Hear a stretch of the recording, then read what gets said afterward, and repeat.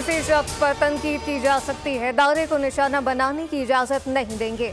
तौहीन अदालत केस में supreme court का इज़हार बरहमी, फैसल बाउदा मुस्तफ़ा कमाल को शोकस नोटिस जारी, 2 हफ्ते में जवाब देने की हिदायत। न्यूज़ कॉन्फ्रेंस की तफसीलात भी तलब कर ली। अगर मैंने कुछ गलत किया है तो इसकी सजा देकर दीगर जजेस को नहीं दी जा सकती। चीफ जस्टिस सुप्रीम कोर्ट के नमाज का हज के चीखों पुकार और ड्रामे करने की क्या ज़रूरत थी? अरकान है बाद में बोलते हैं, प्रेस क्लब ही का इंतखाब क्यों किया? अगर हम तौहीन अदालत पर कार्रवाई करें तो क्या अदालत पर भी डंडे लेकर चढ़ दौड़ेंगे?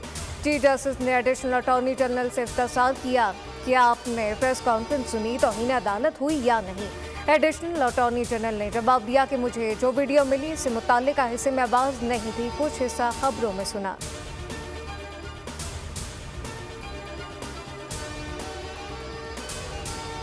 और चीफ जस्टिस एक दबंग आदमी है, परवेज इलाही और शाह महमूद कुरैशी तहरीक इंसाफ छोड़ने का ऐलान करें, जेल के दरवाजे खोल दिए जाएंगे। इनसे क्या मुज़ाकरात करें जिनके पास पावर नहीं?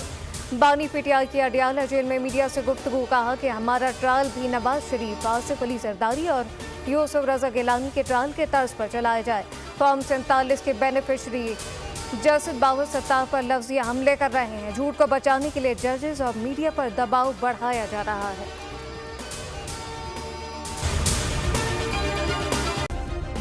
सब्सक्राइब करें और बेल दबाएं ताकि कोई खबर रह न जाए।